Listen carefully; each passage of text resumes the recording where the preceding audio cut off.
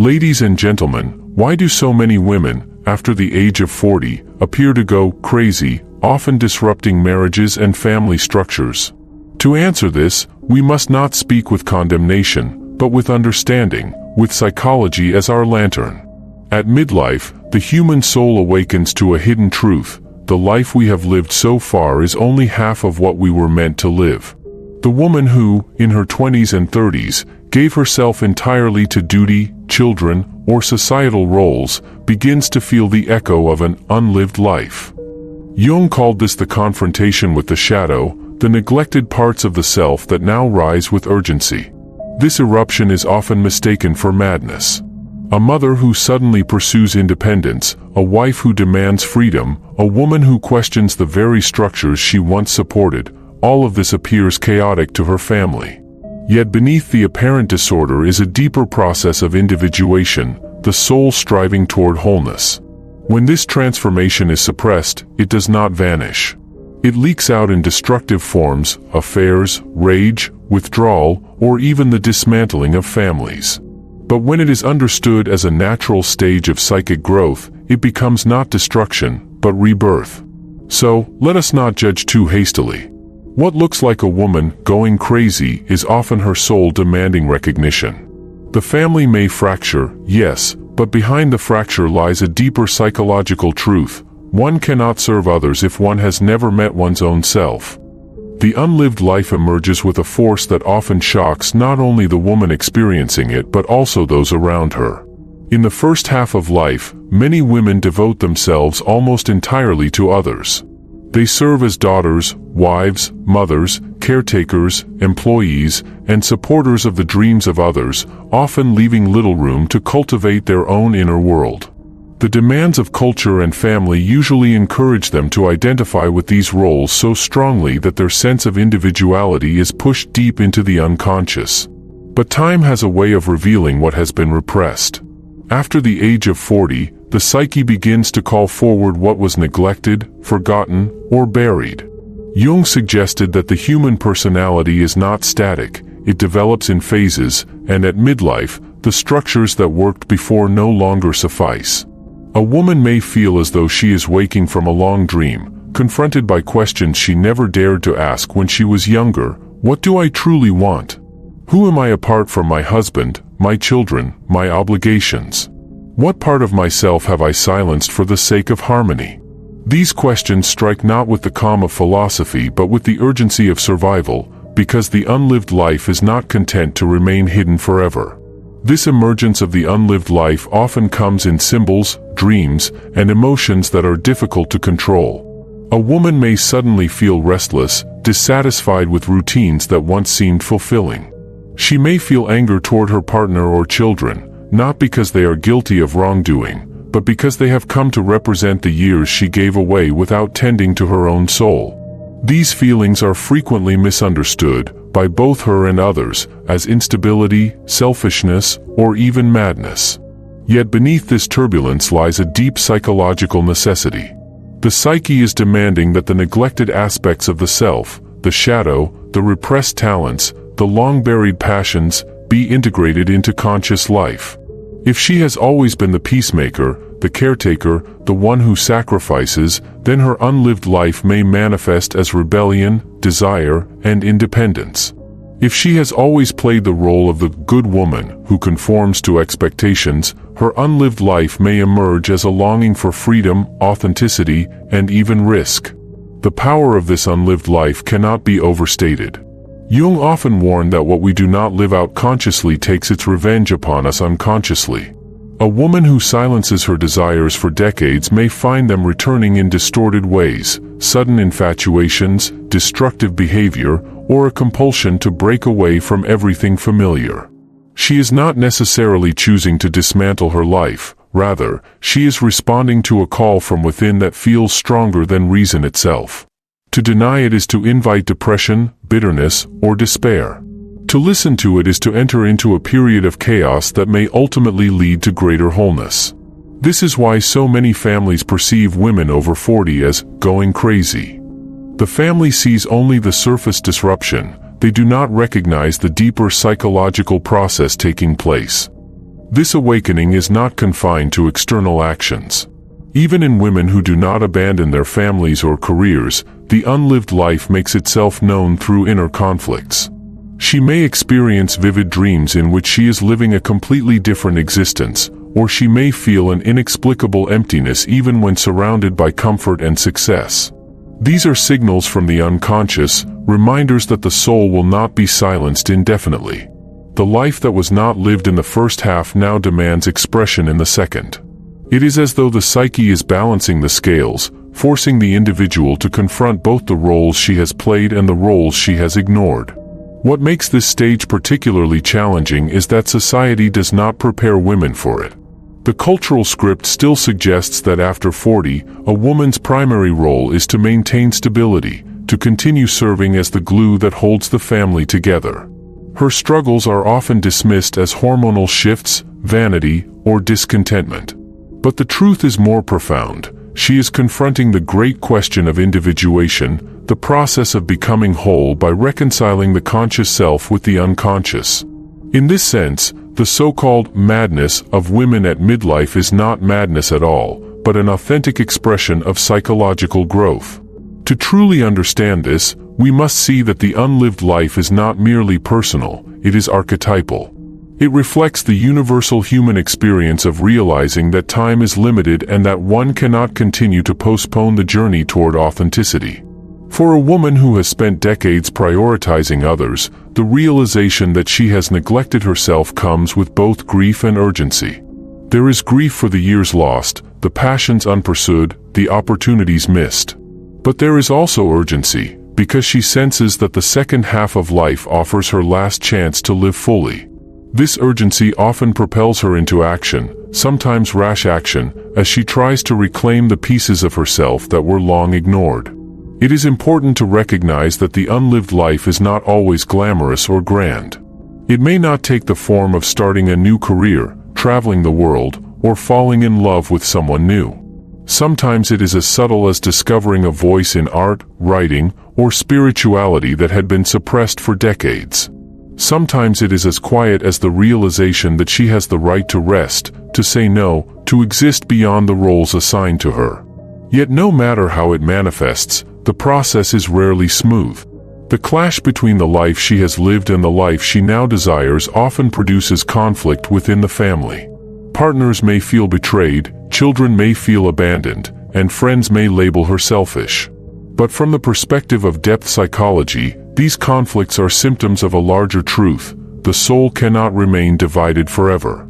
Jung observed that the second half of life demands something different from us than the first half. The first is about adaptation to society, building a family, and establishing stability.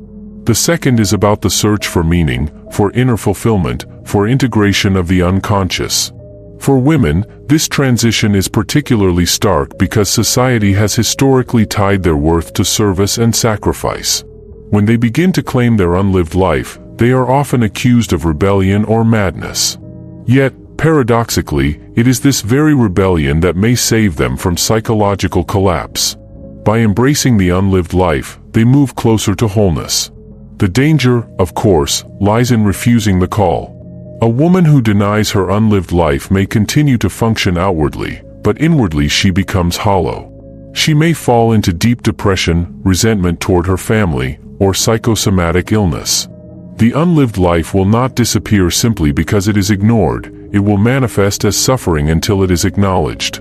Thus, what appears as going crazy is often an attempt at self-preservation, an effort to bring light to the parts of the psyche that have long been in darkness. In the end, the emergence of the unlived life is not a tragedy, though it may appear so on the surface. It is an opportunity for transformation. If a woman and those around her can understand that her restlessness and rebellion are not acts of destruction but signals of growth, then the apparent chaos can become a pathway to renewal. Families may struggle, yes, but they may also evolve.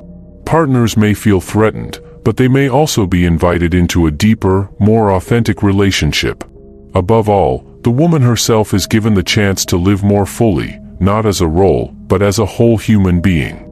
This is why, when women over 40 begin to question, to disrupt, to demand something more, we must look deeper than appearances. They are not simply breaking families apart or losing their sanity. They are responding to the insistent voice of the unlived life, a voice that will not be silenced. Because it carries the truth of the self. And if that truth brings discomfort, it also brings the possibility of profound rebirth. The midlife transition is one of the most misunderstood passages in human development, and yet it is one of the most important. When a woman approaches and crosses the threshold of 40, she is not simply aging biologically, she is undergoing a profound psychological reorganization. The same strategies, beliefs, and roles that served her in the first half of life begin to feel inadequate, even suffocating. This is not because she has failed, but because the psyche itself is demanding a new orientation. Jung described this as a natural law of development. The first half of life is concerned with building the ego, establishing a place in society, and fulfilling outer duties, while the second half calls us inward, toward meaning, self-realization, and integration of the unconscious. For women, this transition can feel especially dramatic because the identity they have constructed often rests so heavily on serving others. Once that scaffolding starts to crumble, the whole structure of life seems to collapse. Yet, in truth, this collapse is the beginning of renewal. Many women describe this stage as a crisis, but from a Jungian perspective, it is better understood as an initiation. The woman who once knew exactly who she was, as mother, partner, worker, or nurturer, suddenly feels that her identity has become too narrow. Something inside her resists the confinement, and she may feel torn between two worlds, the secure, familiar world of the roles she has always played, and the unknown, uncharted territory of her emerging individuality. To outsiders, this conflict often looks like instability or erratic behavior. She may suddenly change her appearance, adopt new habits, or pursue interests that seem out of character. She may resist family traditions, withdraw from routines, or challenge long-held beliefs.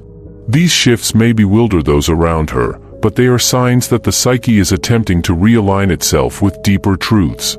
This transition is often accompanied by powerful emotional upheavals. The woman may feel sadness for what has been lost, years spent on others, dreams left unfulfilled. She may feel anxiety about the future, wondering whether it is too late to change or too late to truly live. She may also feel anger, not only at others who have benefited from her sacrifices, but also at herself for having denied her own needs for so long.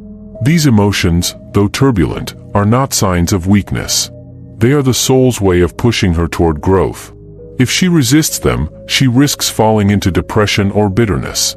If she accepts them, she begins the work of transformation. The midlife transition is also deeply symbolic.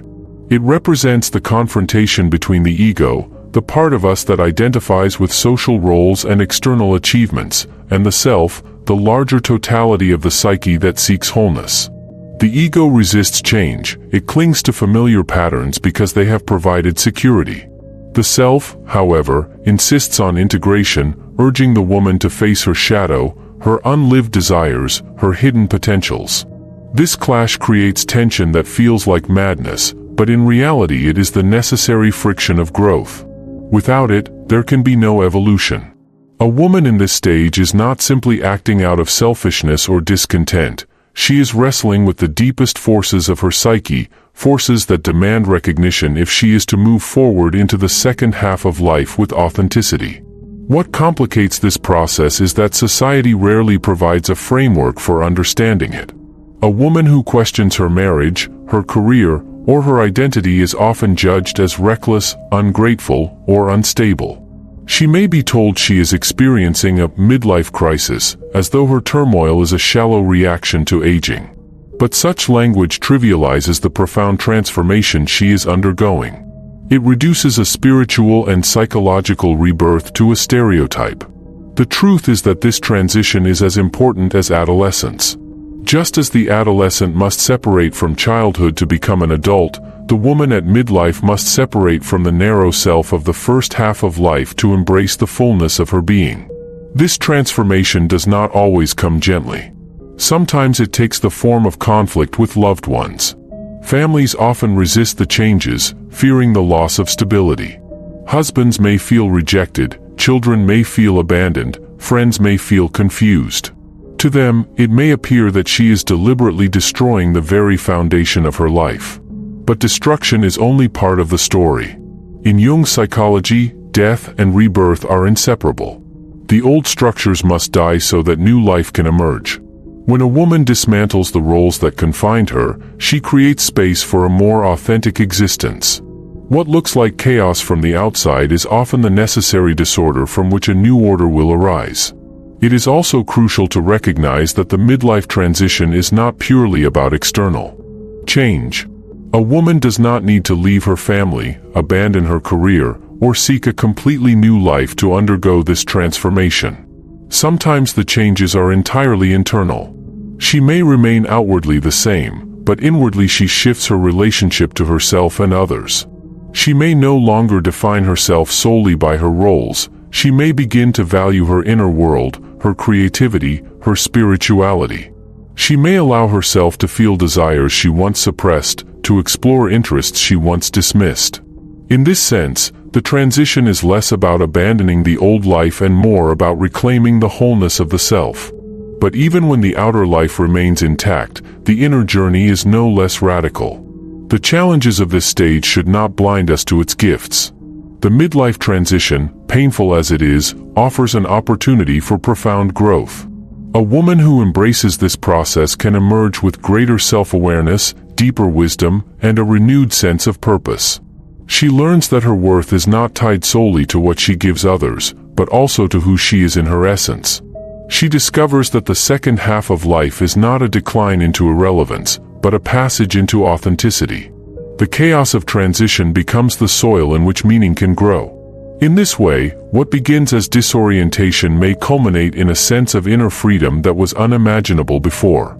To navigate this transition successfully, a woman must have the courage to listen to her inner voice, even when it contradicts external expectations. She must be willing to endure the discomfort of uncertainty, trusting that the turmoil has a purpose. She must also cultivate patience, because transformation does not happen overnight. It unfolds gradually, often through years of reflection, struggle, and adjustment. And perhaps most importantly, she must resist the temptation to dismiss her own experience as foolishness or weakness. Her turmoil is not a defect, it is a sign that her psyche is alive, insisting on growth. From a Jungian perspective, then, the midlife transition is not madness but a natural and necessary stage of life. It is a summons to individuation, a call to reconcile the conscious ego with the unconscious depths, to integrate the shadow, and to embrace the totality of the self. For women, this often means reclaiming the parts of themselves that were sacrificed to roles of service and duty. Though the process may disrupt families and unsettle relationships, it is ultimately an invitation to greater wholeness. To deny it is to stagnate, to embrace it is to live fully. And so, what appears to be chaos is in truth the hidden order of the psyche, leading the individual from the narrowness of the first half of life into the spaciousness of the second. When a woman enters her 40s and begins to feel the stirrings of the unlived life, the impact is rarely confined to her own psyche. The family becomes the arena where these inner changes are enacted, often with explosive consequences. What emerges within the woman manifests outwardly, and the very structures that once defined stability are shaken. Families are held together by patterns of expectation and routine, and when one member, particularly the mother or wife who has played the central role of nurturer, begins to transform, the balance is disturbed. This disruption can be painful, even destructive. But to see it only as destruction is to miss its deeper meaning. From a Jungian perspective, the fractures within families at this stage symbolize the psychic transformation that is taking place within the individual. They are outward expressions of an inner reordering. When a woman suddenly questions her marriage, challenges long-established roles, or demands freedom, her actions often appear threatening to her partner and children. The husband may feel betrayed, as though the woman he thought he knew has vanished. The children may feel abandoned or resentful, interpreting their mother's new pursuits as rejection. Friends and relatives may whisper about her instability or selfishness. But beneath these judgments lies a more profound truth. the family is being forced to confront aspects of reality that were previously hidden. Just as the woman is encountering her shadow, so too is the family being asked to confront its own dependence on her conformity. The stability they enjoyed was often maintained by her sacrifice, her silence, her willingness to suppress her individuality for their comfort. When she begins to reclaim herself, the family must adjust to a new reality in which she is no longer simply the caregiver but a full human being with her own needs and desires. This adjustment is rarely smooth. In fact, it is often experienced as chaos. The very bonds that once felt unbreakable may seem to unravel. Divorce, estrangement, conflict between parents and children, all of these can occur during this period. But these fractures should not be seen merely as failures. They are symptoms of the deeper process of individuation. Jung taught that the psyche strives toward wholeness, and when one member of a family begins this journey, the entire system is affected. The woman's transformation is not an isolated event, it reverberates through the collective psyche of the family. Her demand for authenticity challenges others to question their own roles and compromises. Sometimes they respond with growth, other times with resistance. In either case, the family is forced to confront truths it might otherwise ignore. It is important to understand that the family, like the individual, tends to resist change. Families develop patterns of interaction that provide security, and any disruption to these patterns is perceived as a threat. When a woman begins to change, the family may try to pull her back into her old role, pressuring her to remain the selfless mother and dutiful wife. This resistance can create intense conflict. Yet if she submits entirely, she betrays herself, and the unlived life will continue to demand recognition in other ways.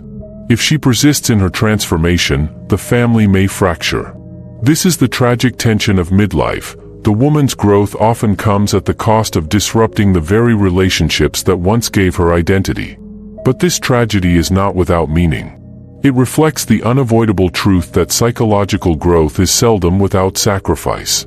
Something must die for something new to be born.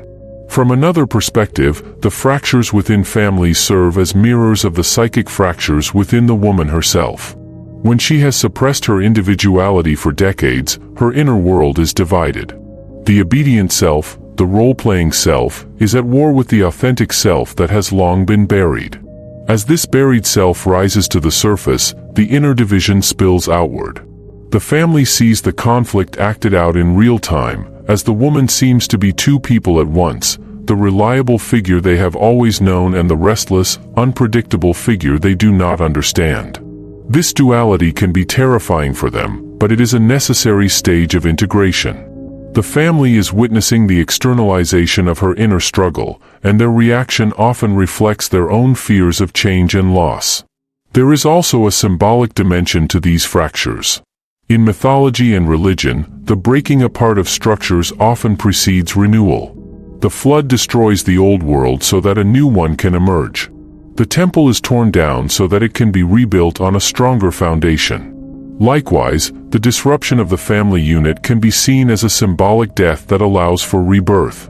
When a woman challenges the old order, she is not necessarily destroying the family forever. She may be clearing the way for a more authentic form of relationship.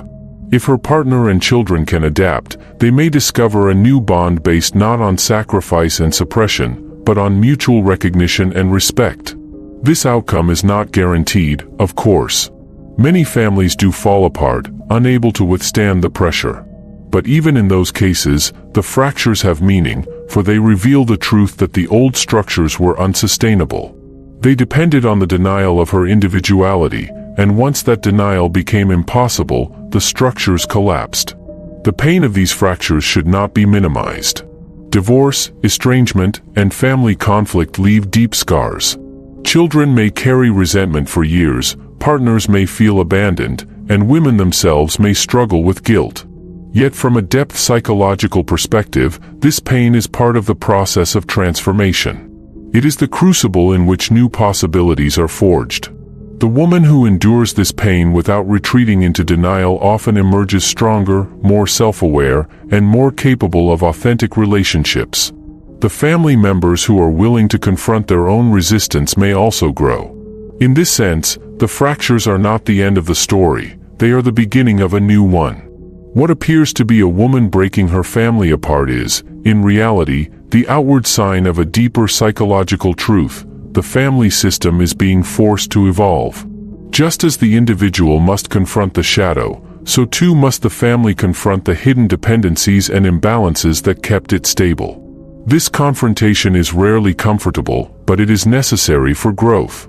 If the family can survive the upheaval, it may emerge with a new form of connection that honors individuality as well as unity. If it cannot, then at least the truth has been revealed, and the woman has taken a step toward wholeness. Ultimately, the fractures within families caused by women at midlife are symbolic of a universal human struggle, the tension between stability and growth, between the comfort of the familiar and the necessity of transformation. To remain unchanged is to stagnate, to embrace change is to risk disorder.